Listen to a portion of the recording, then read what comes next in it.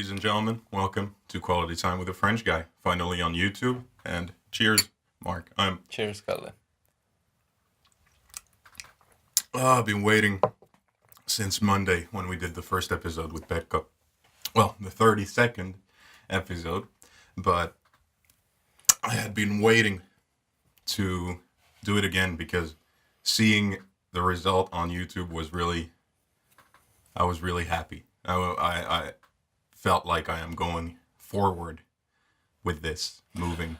Plus, it looks and it is like it's way different when you see. Oh yeah.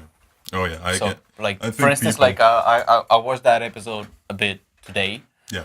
and to me it was just way more interesting just to see it. Yeah, rather it's than just funny, to hear. isn't it? Yeah. I like to watch my podcast as well.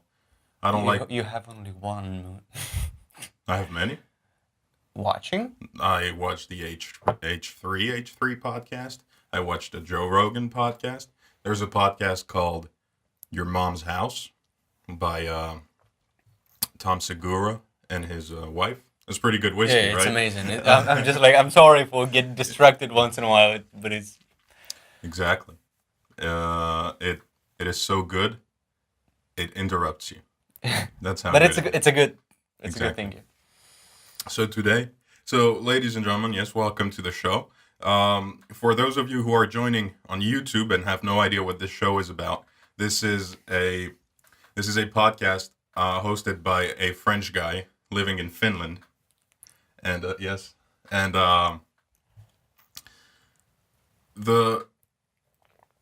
the real intention behind this podcast is being a media format on which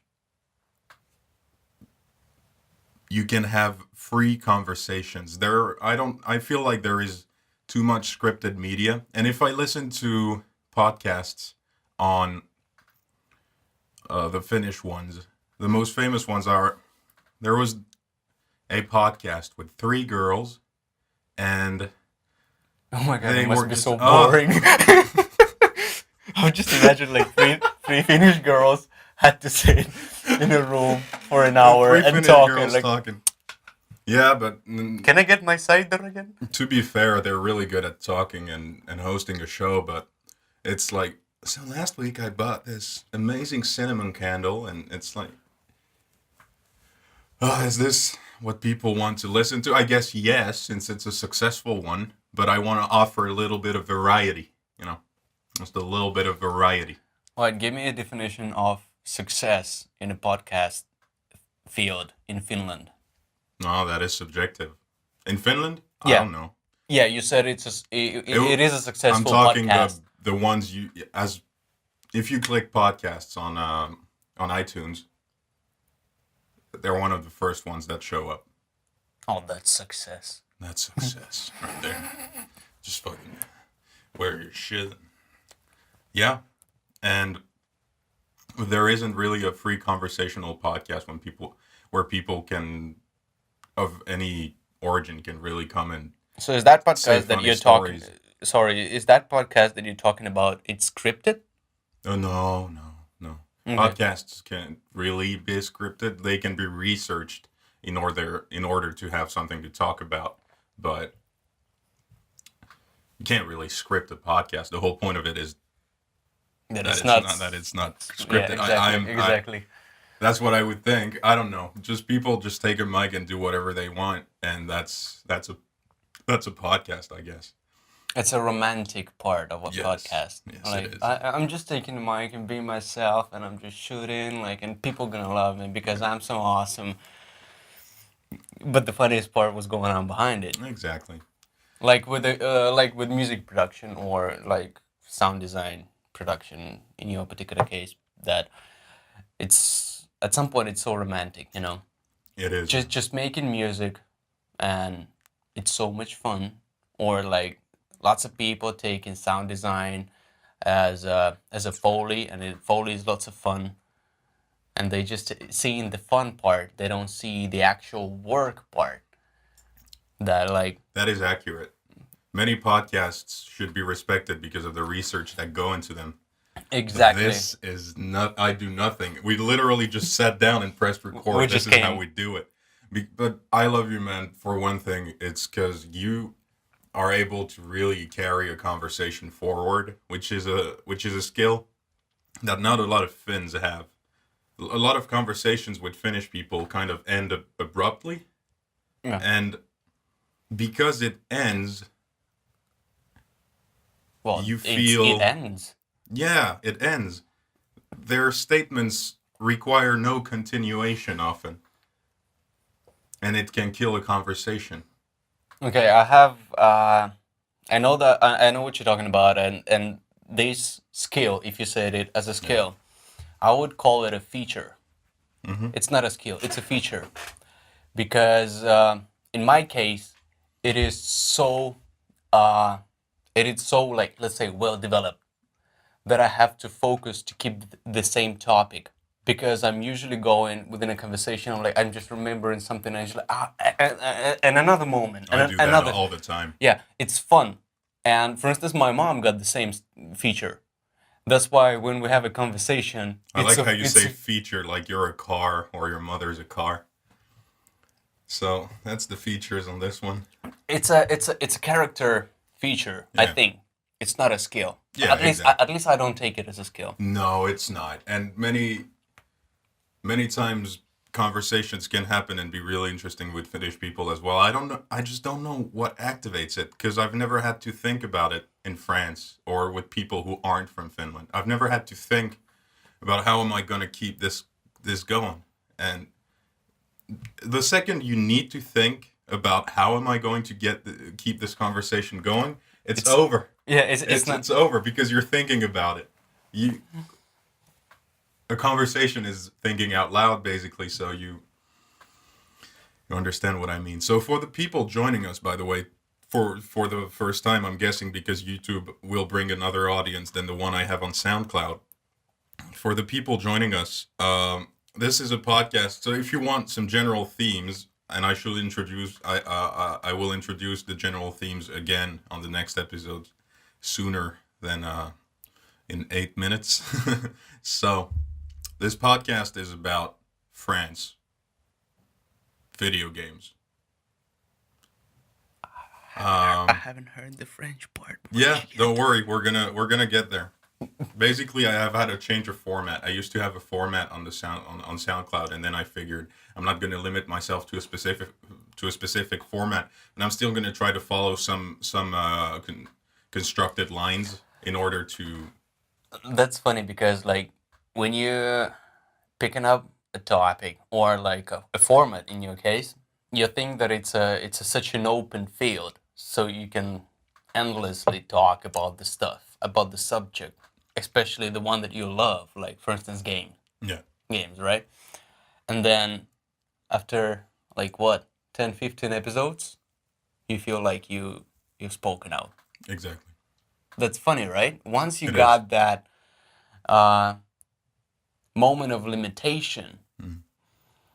you at some point reach the moment that you think that, oh yeah, it's done. I've It's done done. everything. This is yeah. But what I found out, and it's the same with the music, in my opinion, like what I found out that if you go over that moment, Yes. then it become endless.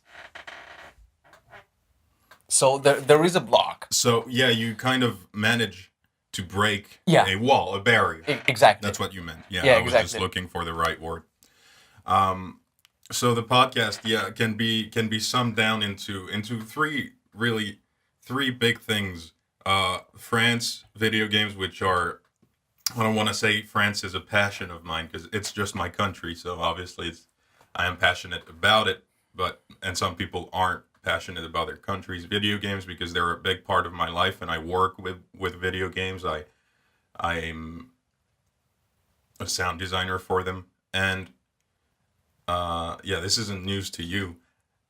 And the last one could be I don't know philosophy, free conversation. Really, the podcast is about a free flow of conversation between two people, me, the host, and whoever happens to be my guest on that day.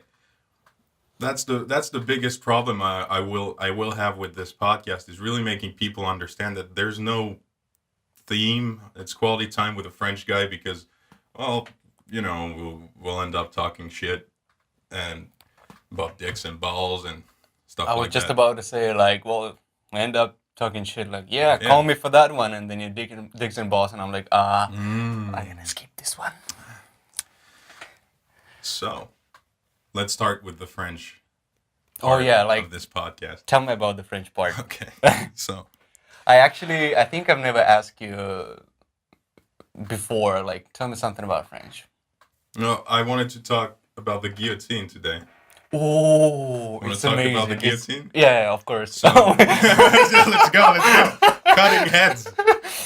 It's gorgeous because like you picked up one fact, one invention of it from France, and the other guy's like, "Ooh." Oh, okay, shit. I got so many things to say. It's about amazing. I guillotines. love the story. My famous part, favorite part of a guillotine story is that everybody who've been involved in development have tried it. Yeah. Oh Have my been God, murdered by it. Yeah, exactly. I love it so much. I love that life irony so Oh, shit. much. Yeah. So there are many things to be said about the guillotine, and the first one we could start is really that the name comes from the guy who invented it, and his name was Guillotin or Guillotine. I can't remember. It's just the guillotine without the e at the end. That's it. And What a branding. yeah, I'm exactly. gonna add E. You're gonna create a form of torture / execution. I It's think not it's- torture. I It's think- execution. You're gonna, but well, the guillotine without the cutting part. What is that? That's being, when they put Decapitation. prisoners like Decapitation. oh shit, Sorry, it's okay. it's all good. When they take a prisoner and he's just like he's got a plank like this, Yeah. and that's it. He can move, but Oh, he's that's a stuck. torture. Yeah. Yeah, that. But the guillotine is just they took that and then what if we put a blade on top and it just slices right through. And just to finish the point about the name, the guy named it after him. Yeah, it was like he was proud of it. He said, I'm gonna call it Guillotine, like my name. So it makes me think: is there a Johnny waterboarding somewhere, or what was it? Yeah, it's about the same, like a joke, like what if Christ would be drawn or something like that, or what if Christ would be hanged? No, Everybody gonna they wear a little noose around them. Yep. The little waterboarding table. An What- electric what- chair. An electric chair just hanging there. Yeah, he died so we could live. Yeah, because now it's such an old form of execution. We don't even think about it nowadays. Jesus. Because you're Russian, so you guys, the Orthodox I cross, think you have it's like a little yeah, side one. Yeah, sidebar. diagonal one. Yeah, right? yeah. Yeah. What's up with that? I think it's just to show off. If Yeah. I'm not mistaken, it's just Our yeah, cross is yeah, better. exactly. Yeah, Okay, yeah. It's one of those. That's funny. It must have some meaning though, like a historical one. Well, it could be because of like they just found some kind of coincidence in there are 3 is a magic number for those Christians, So like 2 bars is not good. Let's put the third one. Look at that. Look how beautiful it is. Yeah, 3, the Trinity, some shit Yeah. like that. Yeah, yeah. It can keep going. It could be. I don't remember But let's correctly. get back to the Yeah, because guillotine because we were talking about that. Oh my so God. if you have anything to say about Yeah. this beautiful instrument. another part that I love, part of the story of this device Mm. that I love, that it was invented because of the need. Yeah, we needed a real quick way of killing people. And that was the Efficient. yeah.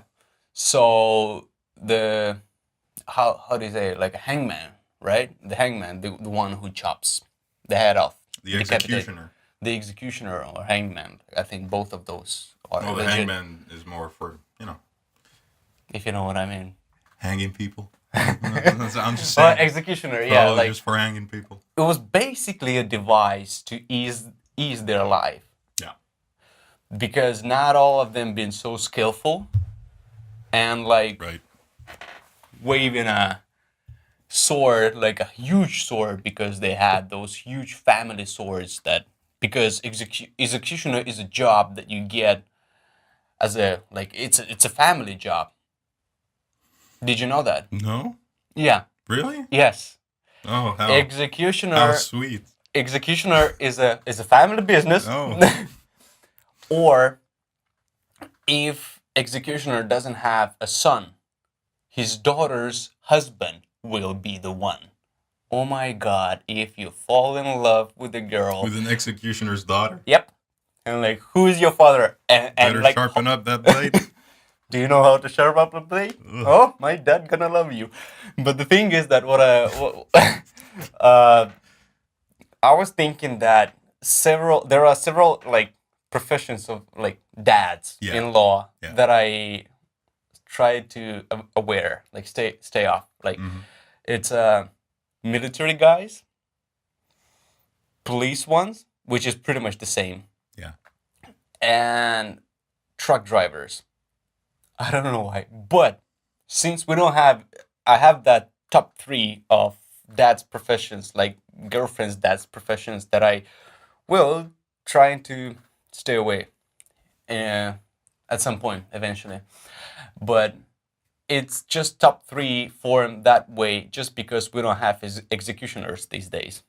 Otherwise, executioner would be the second one. So what? I want to know who's the first son that didn't execute? When did that end? Because at some point we kind of stopped cutting so many heads in France. Bad times. Oh, man. The rivers were running red. The streets as well. I think they have that executioner's legacy till 20th century when the guillotine was over.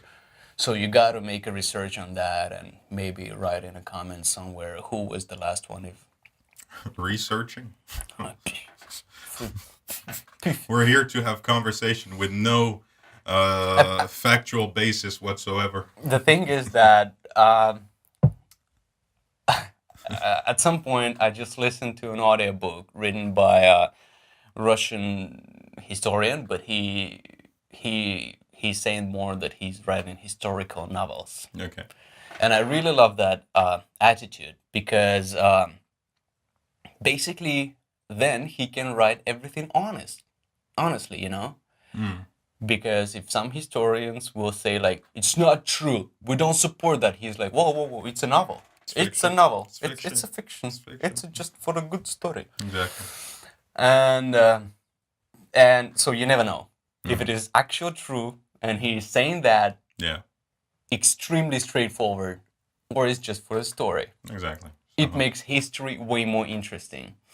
And he wrote he wrote a book about Sanson, one of the most famous executioners of France, because through this dude, the famous French Revolution gone through.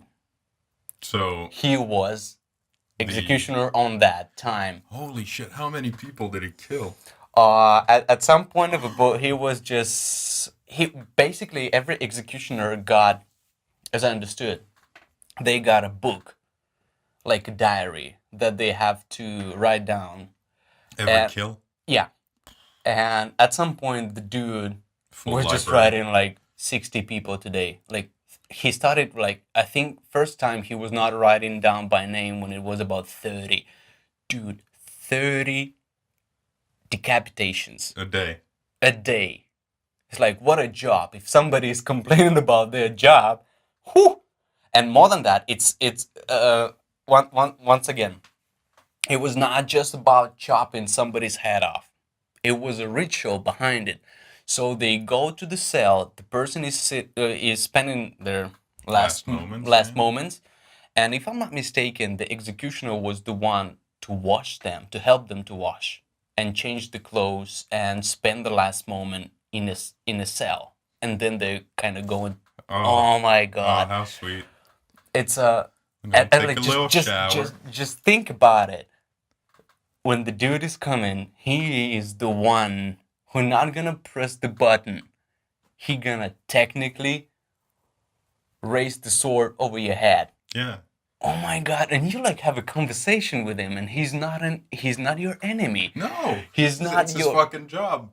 and That's what blows my mind because he kind of takes you on this nice date. Yeah, and at the end, there's the whole. But let's not think about that right now.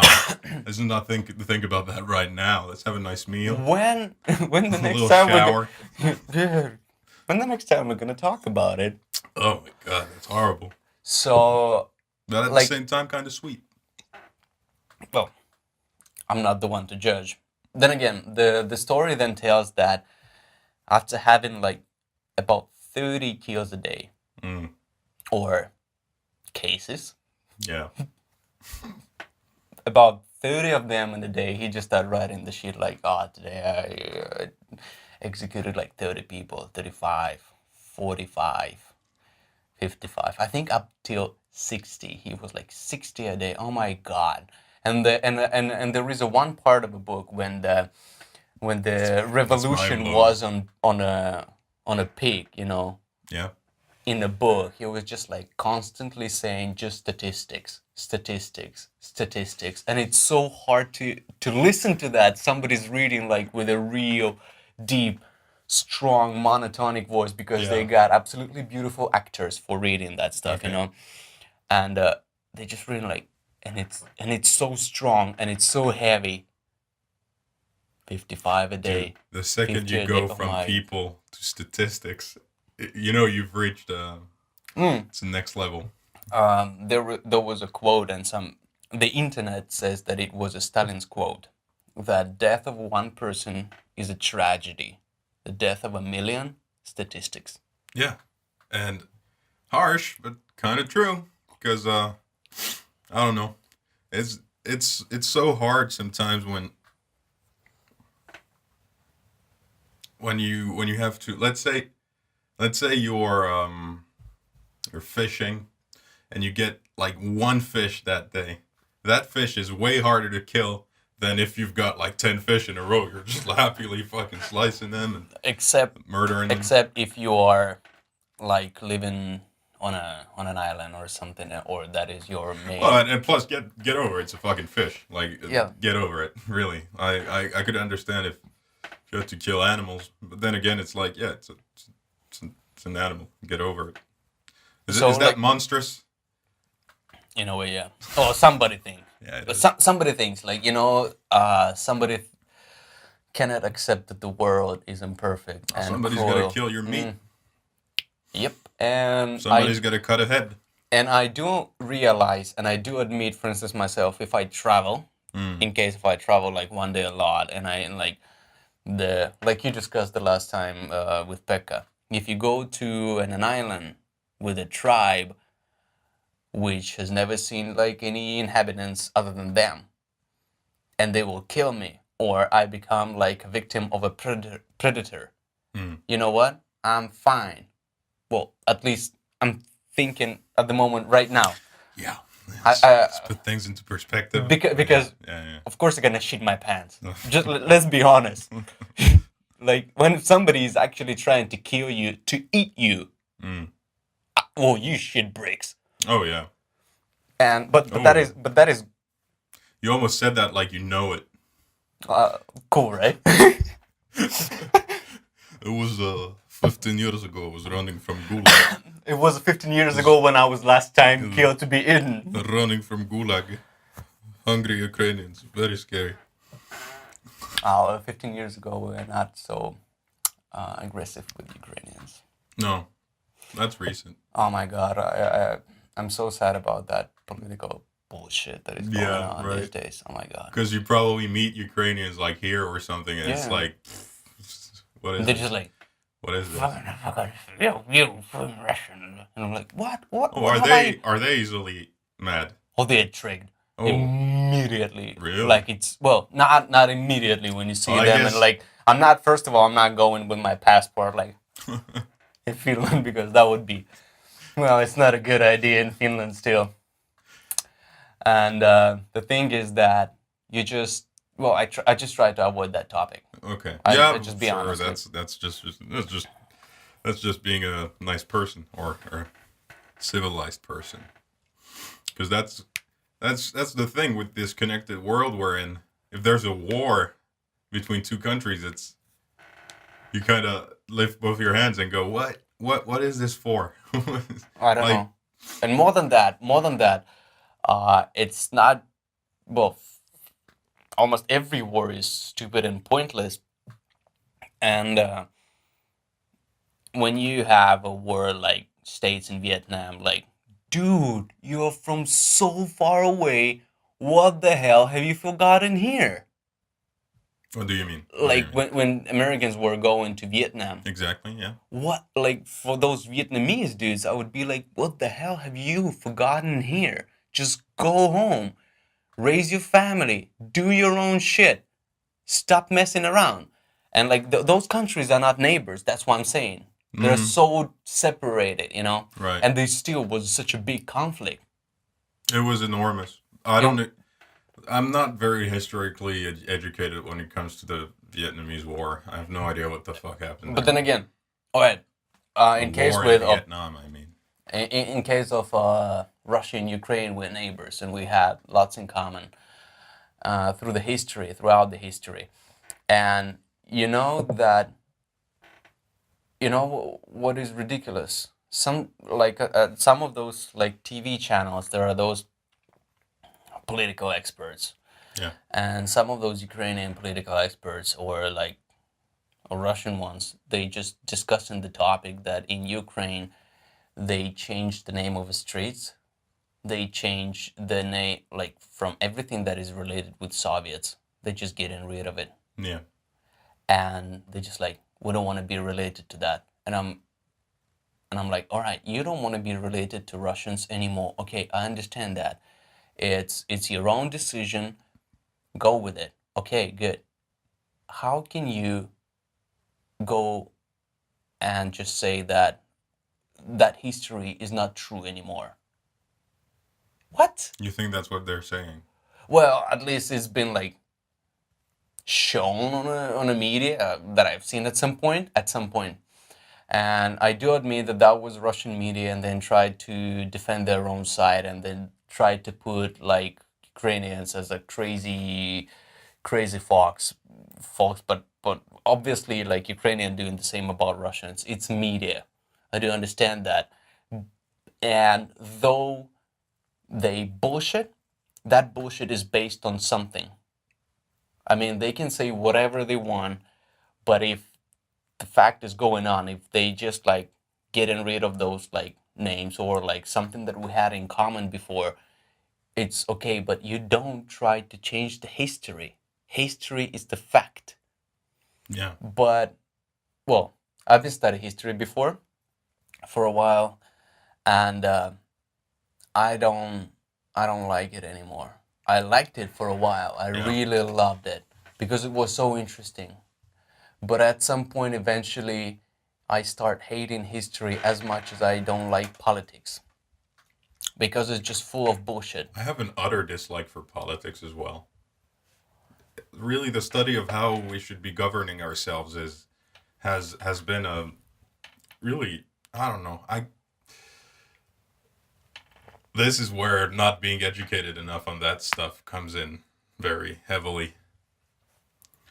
But every time there's a discussion on politics, the problem is politics talks about groups of people, and then people are individually extremely different. And someone who, if you take 1,000 people who say they're on the left, and then you were to pick randomly two different people, how many things would they disagree on? Probably so many. But they both identify on the left. It's these groups are too wide. I thought I could identify myself with a group, with a political group, which is the libertarians, which are people who are really like that whole freedom thing. But then it's again, it's a group with a name. There's gonna be flaws. And I'm not looking for perfection. That doesn't exist. But go ahead. What I would say, it's good to identify yourself, but don't make you belong to any of the groups.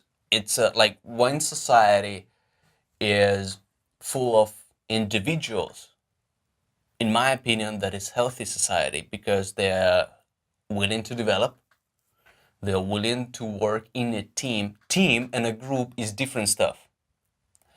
And but when the society is full of groups of Yeah. people, that gonna cause the conflict at some point.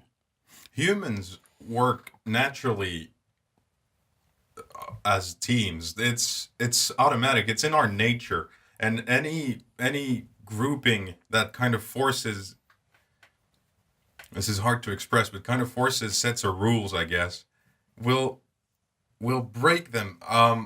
The I'm gonna try to explain this as clearly as I can.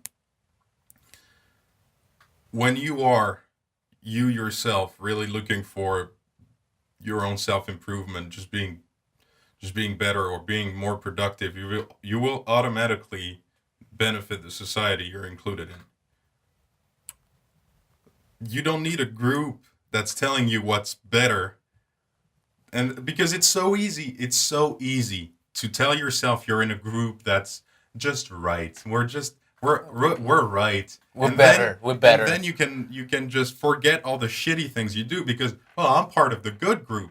It's like being accidentally accepted into heaven, And then start doing all the bullshit. yeah, Breaking Bad, and then basically. yeah, and then Saint Peter is like, "What the fuck are you doing? Wait, you're not in the lit." You fucking presses a button and trapdoors fall. And I didn't know in heaven they have buttons. Well, Anyway. you know, it's Saint Peter. I think the first pope has the power to kind of snap a finger, press a button, and then down you See go. ya. See ya. Lucy gonna tease you, you know, So with a little, poke you in the ribs. I think that's my worst nightmare, being poked in the ribs. Ribs? Oh my get god. tickled. Yeah, never mind. Just what were you saying? But yeah, it's a deep and I think not the best topic. I just don't. I'm sorry. I know that we're open minded here, like, and we're talking freely about what we No, want but or not. our But open night, oh my god, our us being so open minded, kind of immediately kills ideological thinking. We can't associate ourselves with a specific group because immediately we start seeing the flaws in that group and we're like, wait, no, I don't want to be associated with these people. And you see a group that's right. And all my childhood, I was like, when am I going to find a group I like? And that's when I realized now I'm growing up. I'm still young, so I have many realizations to make in life. But looking forward, I just feel like I'm never going to be part of anything. And every time I'm going to vote blank just to say this is not how I want this whole system to work. Let's start from the beginning. There's 7.5 billion of us now. It's way different than 200 years ago when there was a billion of us. We need to kind of start looking at how the whole thing is running right now. It's so complicated though, and I'm not saying I have a solution. No one fucking has exactly, one. exactly. Even the world's experts are like, fucking, why are we so fucking... Like, they're probably ripping their hair going, oh my god, are we idiots? Oh, fuck. How do you even study politics? Like, this... It's not rhetorical. It's rhetorical. Don't answer yet. I get people like, well, someone at home starting to write a comment like, well, you Google first. what I mean by how do you even study politics besides just looking at what other politicians have done in the history of parties and stuff like that? But how do you? The definition of politics is just the manners in which we govern ourselves, right? That's politics. Well, right? originally, I would say. I would say. But now it's just a race for power. Like, you know, this is why I don't believe in politics in a big way. Here in Finland, there was the presidential election recently. Yeah. I didn't vote because I forgot. But second, I wouldn't have voted anyway because it's the presidential election in Finland. We're just voting for the puppet that's gonna wave a flag at the UN. You know, that's all we're doing. The parliament is what gets shit done in this country, and the local governments is what really changes your daily life. The president, it's nothing. It's a puppet, and we were at that bar that one night looking at who is going to be elected, and like that fucking landslide for the guy. His name is Sauli Niinistö. If you're not Finnish, the guy, he won by 60%. And it's like, why fucking vote? And it's like, yeah, but your vote does matter. No, it fucking doesn't. When someone wins by over 60%, and it was the first round, I don't remember if he won by, like, I don't know anything. This is why all I'm saying is bullshit. Don't take me too seriously here, all right? I'm just expressing myself. But when you see that, it's kind of hard to tell yourself, yeah, I should have voted for the other guy. Yeah, because it's so, I have no words. I actually have no words when I see someone. Well, I'm surprised that you have no words. Yeah, because it makes me speechless, really. Seeing someone win by such a landslide like that, and not someone, I don't see how he's fucking changed the planet, but at the same time, I understand. The Finns are really easily like, well, the Finns really easily go, well, he didn't completely destroy the country, so I guess we'll just keep him. Really? Yeah, Oh my God. there's that thing going on. Oh, So yeah,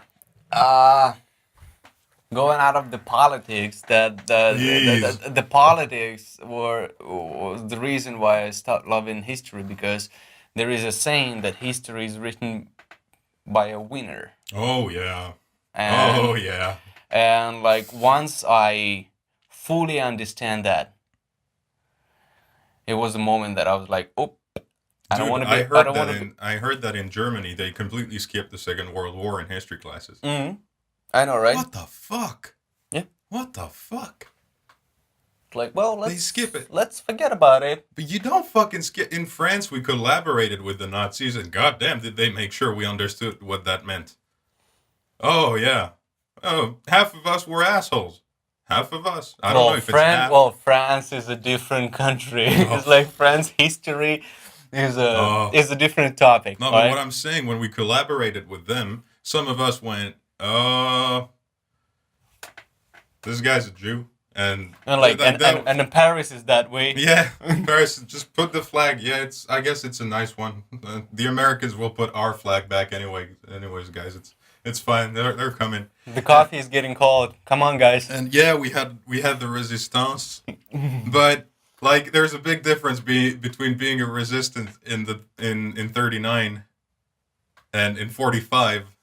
You know, there's a big difference. It's easy to oh yeah, I was resistant. Yeah, 45, right? How many Goldenbergs did you send to the camps on 39 and 40 and 41? Huh? So it's a touchy topic, but at the same time, I'm just like, I'm happy. My grandfather was half Swiss, so he was in Switzerland, completely neutral. They enjoyed Hitler's gold, though. dude, it's such a French happiness. Well, I'm happy I was aside. Yeah. It's exactly French-Finnish combination of happiness. Talking about Second World War, I was happy. My family was aside. Yeah. Well, I mean, my grandmother was pretty young during the Second World War. She was probably 10 to 15, I don't remember. And my grandfather was maybe already in his 20s.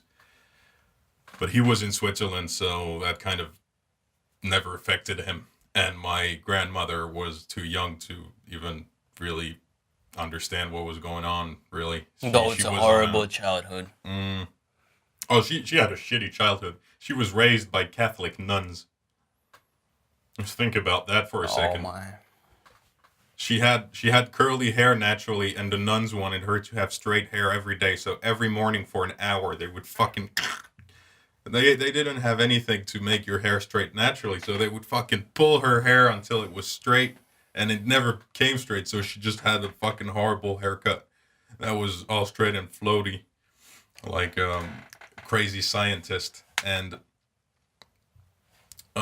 yeah, not great people. That's why my family isn't really a fan of the church in any way. My grandfather was brought up by a very Catholic mother, and he never really got over that.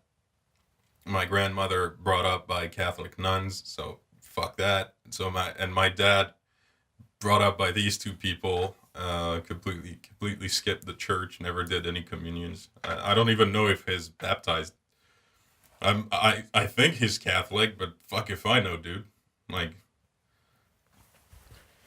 So I yeah, don't know. and the only part of a history that I still have. Oh yeah, sorry. Keep going. No, I'm just like, it's a good branch of a story, but like that you had. But I'm just, a little bit coming back, and I'm the just part. checking that our It's okay. screening's fine. It's That's okay. why. That's why I stared at you. Yeah. It's okay. Keep going. So I enjoy that part when there are like some facts or something interesting, like about guillotine, for Yeah. instance. Yeah. At least one of those facts, like the one that we have had in the beginning, that everybody who was involved in the development of that device have tried it. I've been killed by Oh it. my god, it's oh, I'm sorry. It's just like I'm reacting the same reaction on the same fact that I say in myself again, and because it's beautiful. Imagine the guy who invented gunpowder, like, kind of. Not fucking working. I don't remember which movie did that. Which movie was it where the guy just tries a gun in his mouth? I don't know if it's Jim Carrey or a movie where the guy just literally just puts the gun in his mouth. But dude, we're already at 40 minutes. And It that was time a really, goes really quickly. good flow. That was a good. We had a great conversation today. So, ladies and gentlemen, the podcast is on SoundCloud. SoundCloud.com/Quality French Guy. You can find me on YouTube. So on YouTube, just type Quality Time with a French Guy. You'll find me straight away. The podcast is on iTunes, and for my social media links, go to Facebook.com/Quality French Guy or Quality French, or just search for Quality Time with a French Guy. And my Twitter handle is @Quality French. Please follow, like, subscribe, comment, give us feedback, send messages, tell us you hate us, tell us you love us. And have a wonderful week, rest of the week, and we shall see you Friday.